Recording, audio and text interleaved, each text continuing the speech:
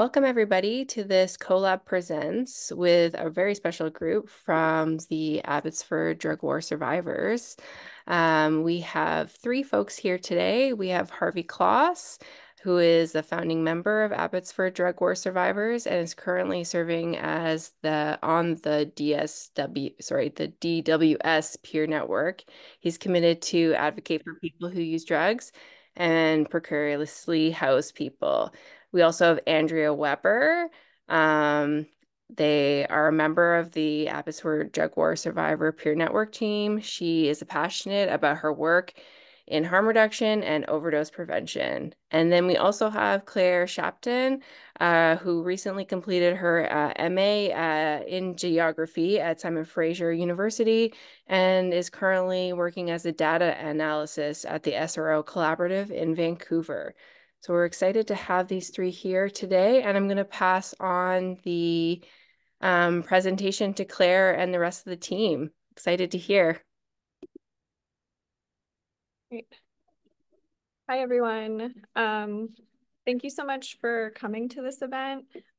Just dragging the computer a little forward because I'm going to present the first part, and then Andrea and Harvey are going to present the next part. The Abbotsford Drug War Survivors and I have been working on this research for over 2 years, and it's so great to have the opportunity to share it with you all. I'm going to be presenting for about 20 minutes, and then Andrea and Harvey are going to be talking about organizing work that also teaches us about housing and support.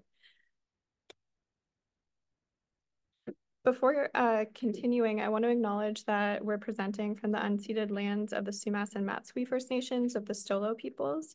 And I'm starting with this acknowledgement to foreground the relations constitutive of these places and also to center the urgency of decolonization and land back. I'm going to start this presentation by explaining what supportive housing is, specifically in British Columbia, because it means different things in different places. And I'm doing that by quoting a supportive housing provider who was interviewed in this work.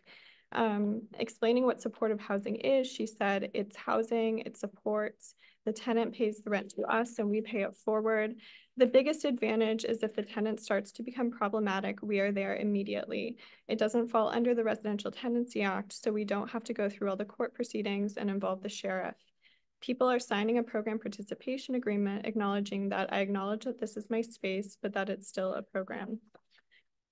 So aside from the jargon here, and as I'll discuss later, the misrepresentations of BC law, this interview does provide a fairly functional definition of supportive housing as it operates in BC. It's housing where residents are entitled to supports, but not to tenancy protections. Instead of leases, residents are provided program agreements, which define their status as program participants instead of as tenants. And as was explained in this interview, this means that residents do not have legal protections against losing their housing. To complete this definition, I'll also add that supportive housing is a government project and that buildings are run by nonprofits, but overseen and funded by the BC government. Specifically, funding comes from BC Housing, which subsidizes at least 12,800 supportive housing units and has released plans to increase this number. And this increase is continuing a broader trend of expansion over the past decade. In Abbotsford, for instance, the number of supportive housing units has increased 400% between 2015 and 2020. This research project came out of conversations in the Drug War Survivors peer network meetings. I'm sure many people on this call are familiar with their work, but I'll give a very brief introduction. DWS is a group of current and former drug users who do harm reduction work in their community. And the group was formed in 2013 with the understanding that in a city with a bylaw against harm reduction and a country waging the drug war their name comes from, drug users would have to work towards their survival themselves. Housing conditions can be a barrier to harm reduction, and so DWS also does a significant amount of organizing around issues of housing precarity. And as supportive housing expanded in Abbotsford, strategizing around the issues that this expansion created became part of their work. We began this research project in 2021, and by this time, many members of the drug war survivors had experience living in supportive housing, and many of those experiences were negative. I've been doing this research as part of my master's in geography, and the Drug War Survivors peer network has been involved in all stages of the research, including drafting questions, planning research methodologies, and providing feedback on the analysis.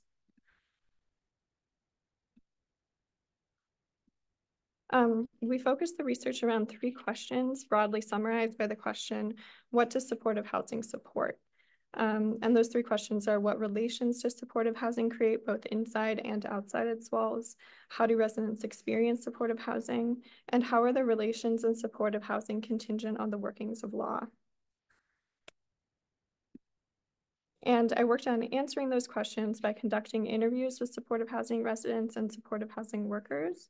And I was also drawing on interviews from the Possessions Project, which is a multi-sided research project on the governance of precariously housed people's possessions. This project is overseen by my research supervisor from SFU, Nicholas Blomley.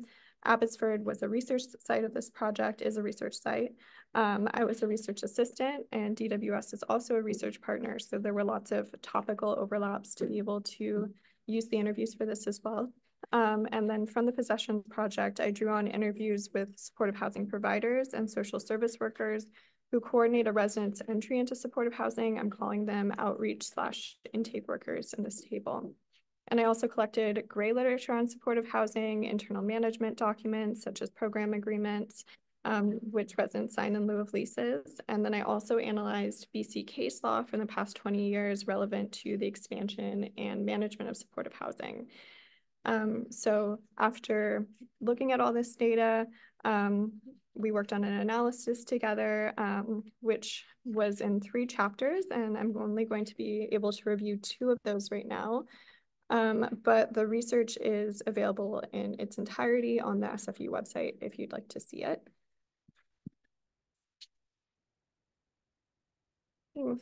And I think I might have gone past a slide there. Yes.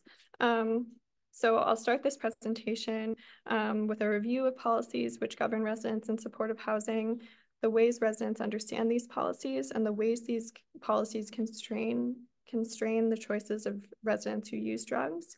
And then next, I'm going to talk about the ways that law upholds these policies. I argue that these institutions often prevent drug users from practicing safe drug use and from accessing stable housing under the legal rationale that residents are incapable of managing their own lives. So after this, I'm going to pass the presentation on to Andrea and Harvey, who will speak to the ways that housing can look different when it's based on an understanding of the agency and knowledge that people who use drugs hold. So I'm going to start by reviewing the policies which commonly operate in supportive housing and some of their effects, specifically in relation to drug use. There are 4 categories of policy which I'll review, some of which explicitly relate to drug use and some of which do not. And I found that together, these policies place supportive housing residents who use drugs at risk of overdose and at risk of losing their housing. Before getting into specific policies, I want to stress the importance of these policies in that breaking them often results in a temporary or permanent eviction. All residents I spoke to in this project had either been temporarily or permanently evicted from a supportive housing site at least once, and the violence of these evictions is really profound. Residents receive no warning that their housing may be in jeopardy and are offered no recourse when an eviction has been decided. And residents stressed over and over that they were given very little time to prepare to leave, sometimes as little as 5 minutes. And the policies which justify eviction, if broken to the supportive housing providers, are judged with really broad discretion. So one supportive housing resident explained the constant stress that this ambiguity creates in the following quote, saying, "So you're in a confusion state all the time of what to be prepared for. You don't know if you're in trouble. I mean, that's a tension that puts you under stress all the time." From interviews and program agreements, I compiled all the following as justifications for eviction. So these are reasons that people that I spoke to were evicted. And then the ones in quotes are from program agreements. And I want to draw your attention to how these justifications are both specific or vague and objective or discretionary. And residents are held to these policies whether or not they're in the building. So some of these are reasons that you can be evicted for doing something while you're not even in the building. So with that context, I'm going to review the policies themselves now. There are three main categories of drug use policies enforced in supportive housing buildings. There are sites which bar residents from using in certain locations in the building, sites which bar residents from using in the building, and sites which bar residents from using anywhere, meaning from being drug users. And obviously this last category most starkly places residents who use drugs at risk of losing their housing and all the associated risks that come with that. And it also places them at risk of overdose from the need to hide their drug use. These other categories, though, while less controlling, are also curtailing the choices that drug users would ideally have about the spaces and people they use with. And they also limit where someone can store their drugs and harm reduction supplies. I'm going to come back to these policies later, but right now I'm going to review all the other policies which supportive housing residents are navigating at the same time. Residents in supportive housing are compelled to adhere to a variety of policies restricting their movements inside and outside of buildings. And while away from their homes, their comings and goings are also sometimes surveilled by staff. Both program agreements and residents themselves described a range of policies monitoring and limiting the time residents may spend away from their supportive housing. And these policies include evening and Monday morning curfews, limits on the number of nights per week or month that residents may spend away from the building, or bans on nights away from the building altogether. One program agreement described just 2 consecutive days away from the building as abandonment of the program, specifying that this could cause eviction. And another said that spending 24 hours away from the building is justification for a room search. And some residents also reported that staff request information about their actions outside of the building, with one resident saying, if you're leaving the property, they want to know where you're going and why you're going there, end quote. Some program agreements also required residents to inform staff when they were going to be away from the building for more than 48 hours. Residents also explained that their movement is controlled within the buildings, for instance, through the common policy, which limits residents to the floor where their unit is located. And as this resident explained, we were afraid to even go into each other's rooms or talk to each other. It was the loneliest experience I've ever had. Residents in supportive housing also experience a range of limitations on the guests allowed into their homes.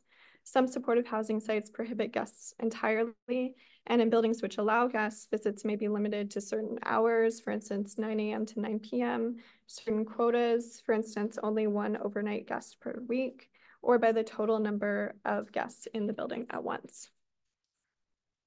And some sites also screen guests, requiring staff to improve each guest ahead of a visit, and sometimes with 24 hours of advance notice. And approvals may be related to a potential guest's lack of criminal record, or may be decided according to staff discretion, which can feel arbitrary to residents, which can be arbitrary, in fact. So as this quote from a resident explained, they pick and choose who gets approval and who doesn't based on how much you're liked in that housing. Along with controls on the people residents may bring into their space, residents are also limited in the possessions they may bring into their space. And sorry, we're not having a tech issue. Okay. And these policies often specify a limited quantity of possessions, such as 2 Rubbermaid bins worth, along with highly discretionary standards of cleanliness, as these quotes from program agreements and supportive housing worker interviewees show, the quoted ones. These policies are enforced through room checks, which may come at unpredictable times. Supportive housing sites which prohibit drug use or drug use on site will also prohibit drug possession in the building, and room checks enforce these policies. Some sites will require residents to declare all prescriptions to staff so that staff are able to categorize the drugs they find as allowed or unallowed. And in many cases, drugs found during a room check are confiscated. And as with all instances of rule breaking in supportive housing, immediate eviction may follow. These policies all place residents at risk of overdose and eviction, especially in combination with the other policies, like all of these policies together. So how does one avoid using alone when you can't have anyone in your room and you're unable to leave the building due to curfew? Or also, for instance, how does one maintain a supply of tested drugs when you aren't allowed to have drugs in your room? One resident described the consequence of these policies in this quote, saying, "They always say never use alone. Well, homeless people don't use alone. They're always grouped together. And then all of a sudden you get put in supportive housing and you have to use by yourself." Another resident linked these policies to eviction in this exchange from an interview, explaining that the rule that no drugs are allowed on property creates a revolving door of eviction. Another resident I spoke with explained that forcing residents who use drugs to use those drugs away from home makes them vulnerable to overdoses. She said, these rules just push people away from being safe.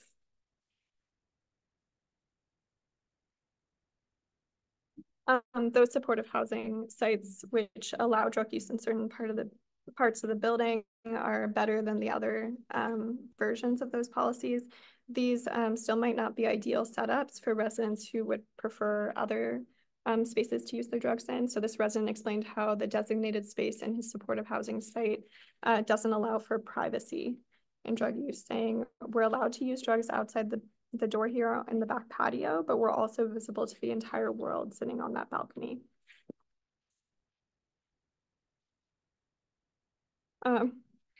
Now that I've reviewed some of the policies operating in supportive housing and their effects on drug users, I want to talk about the legal landscape enabling these conditions. Though supportive housing operates in ways that are carceral and dispossessive, supportive housing explicitly falls under BC's Residential Tenancy Act. However, exceptional legal procedures are recursively excluding supportive housing residents from tenancy rights, a process that I argue relies on framing supportive housing residents as incapable.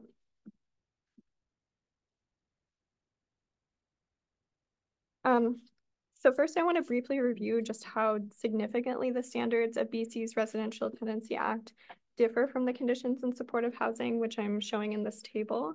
The RTA prescribes a legal system in which residential tenants are allowed guests receive warnings before their homes are entered, may not be evicted for drug use, know of their evictions 30 days prior, and may dispute these evictions. And living instead in supportive housing, residents are denied each one of these rights. To review drug use specifically, the RTA states that, quote, unless doing so has a significant impact on other occupants or the landlord's property, the mere consumption of the drug would not meet the test of an illegal activity which would justify termination of the tenancy, end quote. And in contrast, I spoke to many people in this research who were evicted from supportive housing due to drug use. As multiple supportive housing workers explained in this research, the ability to deny these protections is the benefit of operating outside of the RTA.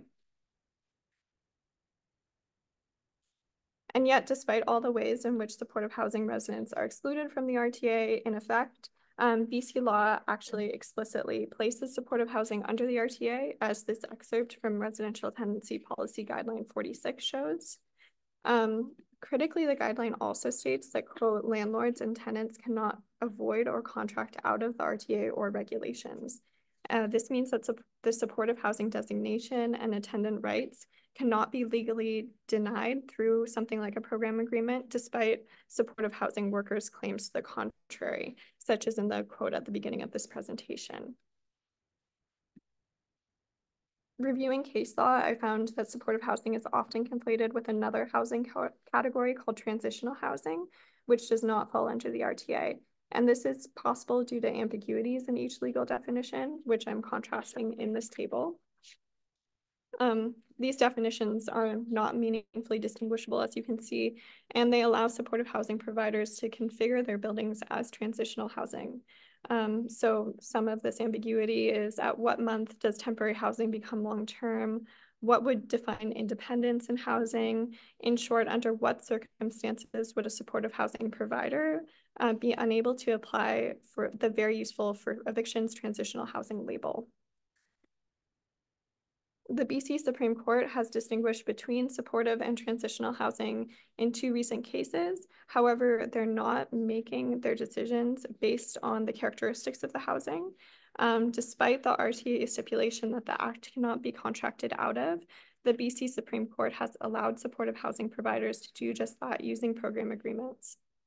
So I'm going to briefly review these 2 cases which show this. So in both of these recent cases, residents challenged the guest restrictions that they were enduring in supportive housing, citing the RTA protections to which they are theoretically entitled. And both supportive housing providers who these cases were brought against referred to their buildings as supportive housing in many public places, such as their websites, yet asserted that the buildings were transitional housing when they came to court. And this is important because residents are entitled to RTA protections if the buildings are supportive housing and not if the buildings are transitional housing. So in the first of these cases, the judge ruled in the residents' favor, reaffirming their status as residential tenants because they had signed a document called a residential tenancy agreement. That's how it was named at the top. And in the next relevant case, the judge reached the opposite conclusion, again, basing it on the type of contract. In this case, their contract was called a program agreement. So though the program agreement was describing a housing situation which didn't match what the residents were experiencing, that wasn't the judge's focus. The characteristics of the housing were not the judge's focus. And instead, the RTA protections were denied because the program agreement just itself in existence categorized the housing as transitional in the judge's eyes. Again, supportive housing providers are not supposed to be able to contract out of the RTA, yet the way that providers are losing their RTA status is through a contract, which is the program agreement. This legal reality contrasts the way the law is written. It doesn't make sense. So I'd like to suggest that legal actors are actually making their decisions based on something else, which is the way that they see residents of supportive or transitional housing. So coming back to those definitions of supportive and transitional housing, another way that they overlap is the way that each definition frames the people who live in supportive or transitional housing. So here's how each of those are defined under law. So one type of housing, as you can see, is for people needing support to live independently, and another is for people who must go through some ambiguous process to gain that capability. And again, it's never defined what it means to live independently. And these both contrast to the residential tenant who doesn't receive a special characterization in the law about what their needs are or their abilities. So supportive and transitional housing residents are framed by their unworthiness or conditional worthiness for independent living, and renters are not defined at all. So I argue that this framing of residents is the mechanism through which RTA protections are denied to supportive housing residents. In defining supportive housing residents as incapable of independence, BC law enables a type of housing where residents are paternalistically prevented from managing their own lives. So there's been lots of meaningful legal advocacy around these issues, some events that have happened just in the past month, and I can't cover that all in this presentation. And instead, the direction I'd like to point us towards is alternative configurations of housing and support, which invert the service paternalism found in supportive housing. Taking seriously the knowledges of people who are precariously housed and people who use drugs necessarily creates radically different housing formations, as DWS has been doing in the emergency weather response shelter they've been running, and also in the housing with supports, although not technically supportive housing that they're working on creating now. So now I'm going to turn the presentation over to Andrea and perhaps Harvey in a minute to talk about some of that work. Okay. Oh, okay. Great. Hi. So as I don't know if everyone knows, we had a shelter running, and we had to recently just shut it down just at the end of last month, or I guess the beginning of this month, which was unfortunate. But alongside, we were able to rent a house that we're able to house the rest of DWS folks right now as a pilot project to see how that goes. If, you know, we're all drug users in a household, hopefully we can all get along without wanting to kill each other, but they're running it on their own. And, you know, so far it seems to be good. Harvey, do you want to add? Yeah, we sort of learned a little bit from running the shelter. It's a diverse group of people we are, you know, because we try to treat the people that we were helping out the same as we would want to be treated ourselves. You know what I mean? Like we were a low barrier. We had a consumption site on site. We had you know, all the help we needed, but we learned a few things too. You know, like that when to be a friend to those people and when to be a little assertive, because we had some rules we had to go by and we tried to stick by them the best we could. You know what I mean? But this housing project's going to be interesting because it's going to prove that. I mean, I was always a functioning addict before I became a homeless person. I don't. When people are under the misconception that people can be, you know, become homeless if they're unfunctionable, usually they didn't pay their rent or they had no means of paying their rent, so they ended up homeless. It wasn't a matter of the drug use that got them there. It was the matter of other issues or the systems failing around them that got them there.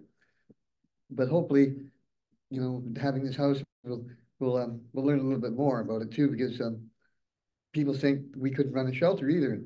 We ran it for the whole season last year and most of the season this year. Unfortunately, the owner of the property has other plans for the property, and we knew that when we leased the building to begin with and the property, but hopefully we'll get around that. But there's a lot of things we learned, you know, don't know what not to do, what to do sometimes. But I mean, we had less ODs than most of the other places did. And not very many police calls either. And not very many police calls. Zero deaths. Zero deaths. Yeah. Zero deaths. We had a couple of ODs, but no fatalities. And the only reason I can think about that is scientifically is because we were communicating with the people. We had more of on a level, you know, talk with people because we're at the same stage they are. You know what I mean? They're Pure on pure. We've lived their experience. I mean, I was homeless for almost 10 years, 15 years out there. You know, and I didn't become homeless because I had drug use. I became homeless because, you know, the system failed. My system around me failed, and you know, it left me without no money to get any place to live. So, I mean, I joined Drug War Survivors when somebody tried to kill me in a pet when I was living outside. So I didn't even know the tent city was happening till that happened, and I joined them in Jubilee Park for the first time. And I first met Barry Shantz, and you know, I'm very happy I met him. You know, because he taught me a lot too. And homelessness is a big issue. Most of us haven't forgotten how to live. We just have nowhere to live. So when they talk about supportive housing, they should talk about housing first before supportive housing. Because supportive housing to me means you support the person that's in there. If you have trouble, say, making your apartment look nice, you're cleaning it up, that's where you should say, can I help you do that? Can I help you do that? So those kind of things. Not, you know, oh, you're barred for a week or because your house is inadequate. They'll suspend you or bar you for a week. Not only do they take your apartment away and throw you out on the street for a week or something like that, or two maybe, but they take your food away because now you've shopped and you've got food in the fridge that's going bad at the same time. If you did that to a child, that'd be child abuse. So some of the people in that building, these buildings are older people. And that's elder abuse to me. You know what I mean? To have rules that don't make any sense and you have no protection. You know, because there's nobody to oversee the decisions that are made there. And that's one of the issues I had with, you know, living in one of the programs is, you know, if they make a decision, one time I got in trouble and I wasn't even there. You know what I mean? But of course, nobody, you know, they don't overturn those decisions. When a staff member makes a decision that stands, even if it's right or wrong, it still stands no matter what the situation. And that's where the difficulty is. That's where when we were working at the shelter, whenever we were working with someone, we always had a partner that we worked with another fellow peer. You know, we always go by what the other peer has said. And like if we had an indication or an altercation where, you know, another peer that we were taking care of got in an argument, and we always took our partner's side at that time. Right. And also at the same time, we didn't try to bar anybody in the shelter for any particular reason, unless it was really violence or something like that. It had to be something really severe because for me to tell somebody to get out of the building and go out and be out the side again, I had a hard time with that because I've been homeless a long time. And for me to tell somebody to get out, I don't want those words said to me when I was inside. Especially with those. So we only kick people out of the shelter for the harshest reasons. You know what I mean? They had to be a really extreme reason why we had to kick somebody out. Otherwise, we tried to solve the issue, resolve it within ourselves and within the group that was there. You know, I mean, if it was an unsafe situation, then we had no choice. But usually it wasn't unsafe. It was just a matter of an argument. Rather than getting mad and kicking them out because of an argument, we tried to maintain that friendship and that level. You know, when you start having to argue with somebody, maybe it's time that, if I was arguing with somebody, maybe it's time for me to walk away. You know what I mean? Can I ask a question Sure. before we let maybe the audience ask questions, which is how can housing be set up to support safe use? Well, by providing the supports that are needed, I think, instead of creating like I asked one question when I was in the program. I asked, can you give me an outline of the program so that I know what I'm making a mistake? You know what I mean? And I asked for a written outline of it. You know that I was never provided that, that project I was in, because they really had nothing. One person said this rule, one person said that rule, and it varied from person to person to person in the whole building to the staff. So you got to have a program. You got to have something that's in place, that's written in stone, so that you can ask. If somebody asks me, what am I doing wrong? You can give it to them in writing what they're doing wrong. You can tell them what they're doing wrong, or accept that they are drug users. But to me, supportive housing is, if that person's having difficulty, you should help that person and support them to get through that difficulty, rather than to bar them if you don't like them, or because they're being argumentative with you, to do nothing but to kick them out. Because now you're taking a homeless person, you're taking the person that was homeless previous and threatening them with homelessness again. Eventually they go, what the hell? No, it was better out there. No, because one of the hardest things I had to give up when I moved inside again was freedom. And that freedom was important to me. But when I had a place to live, the same thing comes into play. You were protected by the law, and the Residential Tenancy Act was one of them, was created to help protect us from the unscrupulous landlords that make those decisions. Why should we waiver that right, be moved into a program that offers the same thing that we were protected from to begin with? Yeah. Andrea, do you have any final thoughts? I was just saying, with them having those two like collaborating together, where you have a drug user within your supportive housing, they should know what drugs they're using so that they can keep a watchful eye on them. For one, if they're using, fentanyl, you want to be able to make sure that they're not going to overdose in the room alone, and also have those means of like actually having maybe an OPS on the site. And also to provide, when you provide housing for somebody, and you can't allow, you don't allow anybody to come in like guests or anything like that. I mean, that's like being in prison. You know what I mean? You have other friends outside the building that you can't ever offer.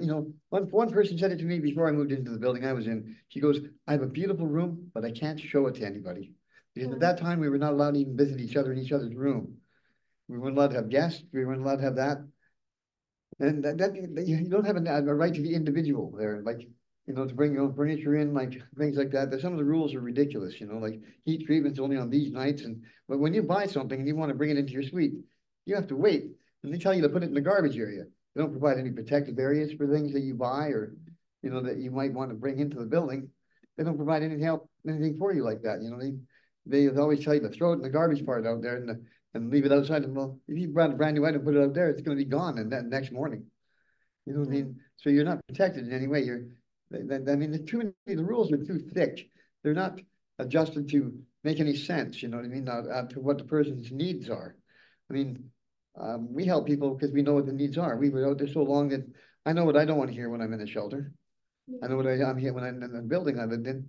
I know what I didn't want to hear there, and I started to hear those very things. And sometimes I don't want to become the people that I don't want to be. Yeah.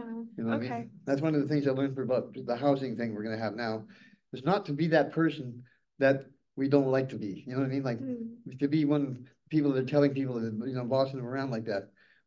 Most of us, like I said, didn't become homeless because we were drug users. We became homeless because the systems failed us. Yeah. Okay. I'm wondering if this is a good time to take questions from the audience, if anyone has them. Yeah, I'm gonna just stop the recording, but I just want to say thank you so much to the three of you, especially I think Harvey, one of your last comments there, having a beautiful room and not being able to share or show it to anyone is a really powerful statement. And I think like having people with lived experience who kind of run the building allows you to have that insight, where you're coming from. So I think I just really appreciate the presentation. It was really great. So I'm going to stop the recording and then we can take questions.